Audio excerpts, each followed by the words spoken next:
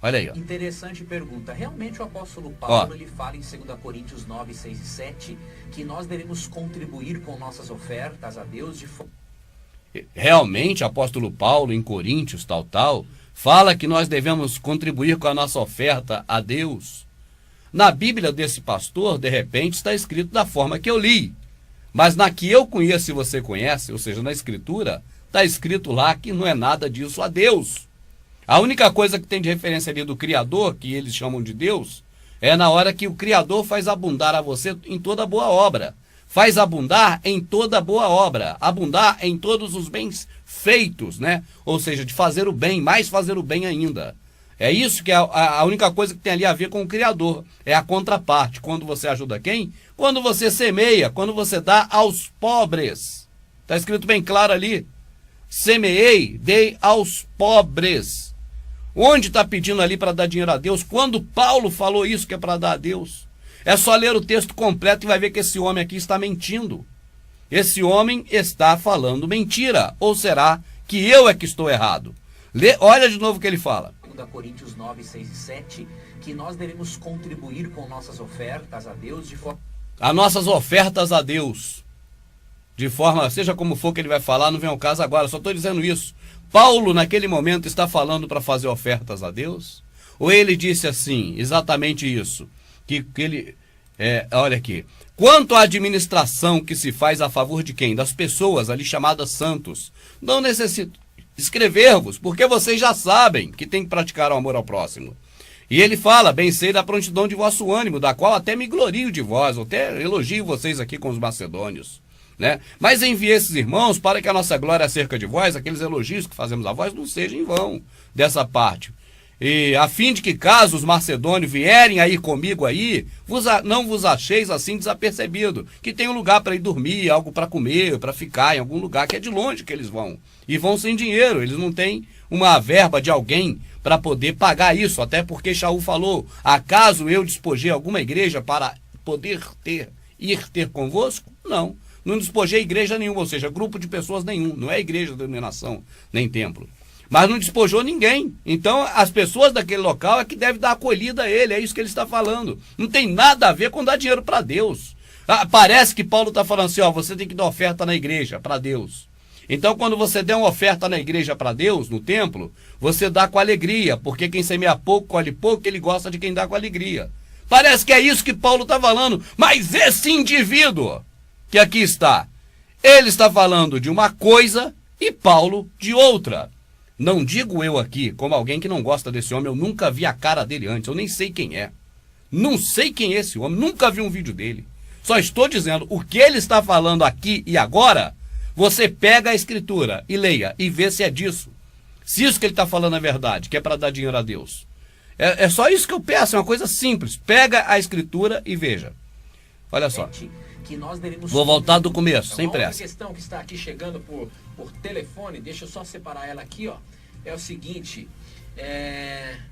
ele quer saber aqui sobre se o dízimo foi abolido e o que ficou foram as ofertas, de acordo com 2 Coríntios 9, 7. O dízimo foi abolido ali no Novo Testamento? Fala alguma coisa sobre isso? Eu nem sei se ali fala que o dízimo foi abolido, isso é a história deles aí, isso não existe. Ali naquela parte ali, nesse momento, não está falando de dízimo ser abolido. Né? Interessante pergunta. Você vê que eles fazem uma pergunta toda torta e outro deles que é interessante. Rapaz, que pergunta interessante, essa não tem fundamento. Esse texto não fala nada de abolir ou não abolir dízimo. Não tem nada a ver com dízimo, não fala nem em dízimo.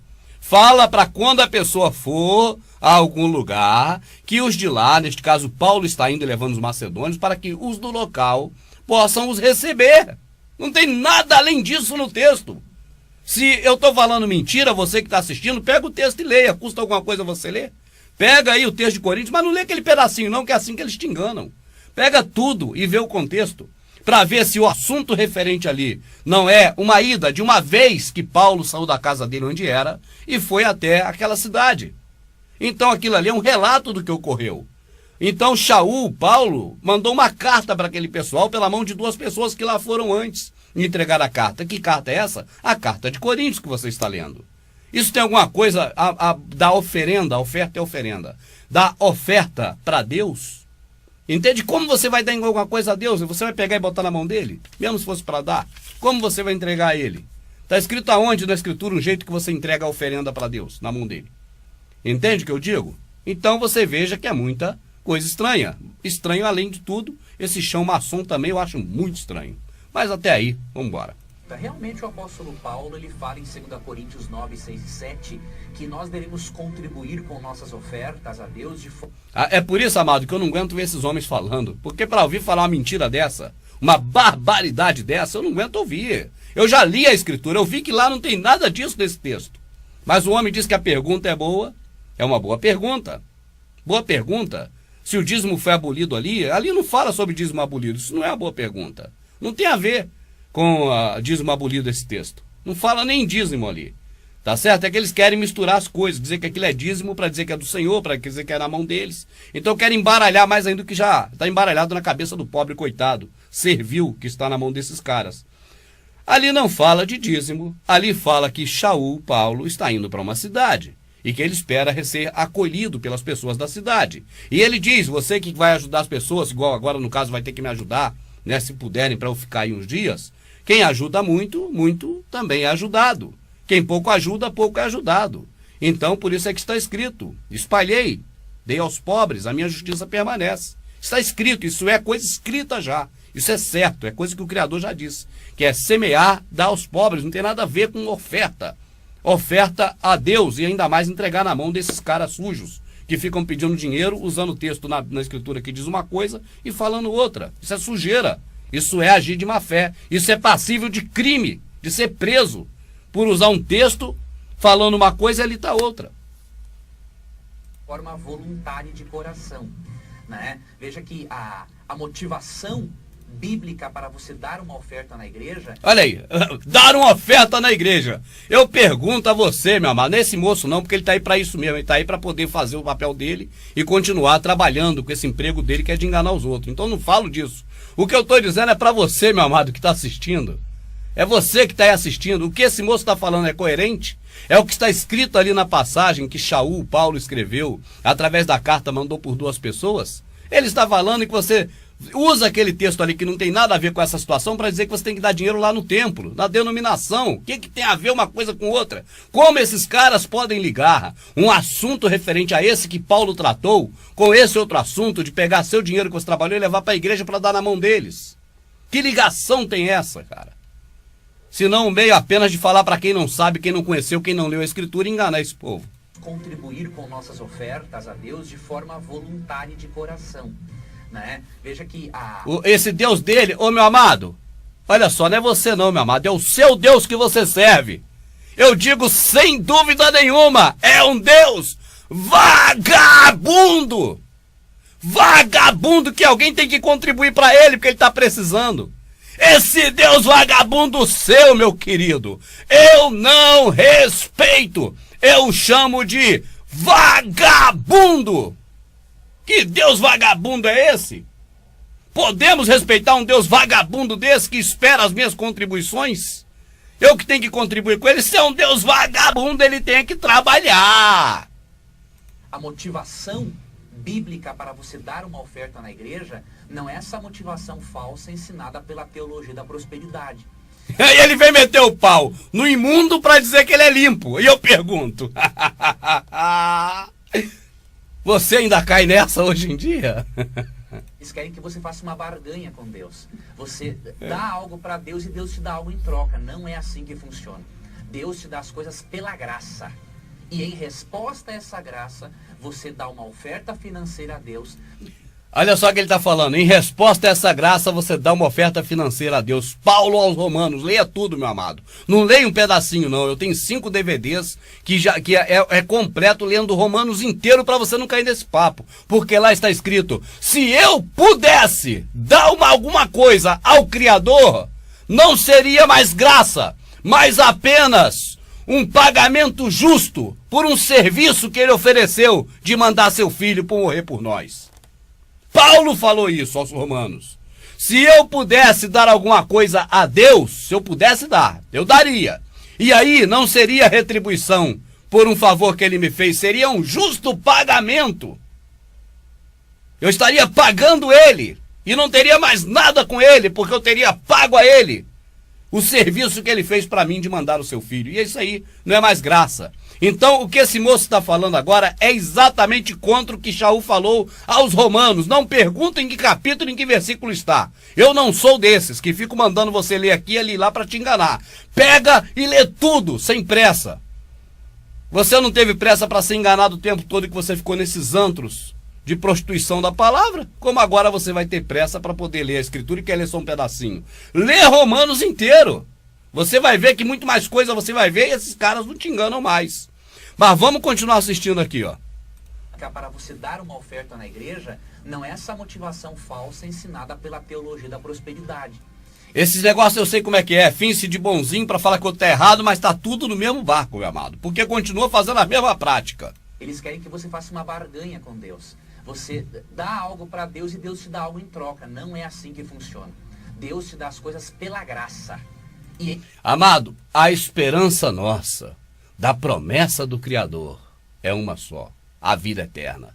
Não tem mais nada que ele prometeu te dar. Não tem mais nada que ele vai te dar, porque o que ele te deu, o seu filho, por amor a você, já foi muito mais do que você e eu merecíamos. Muito mais do que nós teríamos direito de pedir a ele. Então nós não temos que pedir a ele mais nada. E quando diz respeito às coisas do mundo, as coisas do mundo basta trabalhar para ter, e até se quiser pode roubar para ter, porque vai ter do mesmo jeito. Porque não passa pelo Criador, é mamon, é Deus, dinheiro poderoso. Então assim, o espírita, o kardecista, o protestante, o que não é nada, o ateu, o que crê na verdade, o que não crê, todos podem comprar o que quiser, basta trabalhar e ter dinheiro ou roubar e ter dinheiro e comprar, porque é indiferente em termos de adquirir coisas da terra. Então a verdade que está na Escritura é que o Criador não nos prometeu nada deste mundo. Ele ainda diz: se alguém tiverdes bens deste mundo e ver o seu semelhante passando falta e não o der, peca.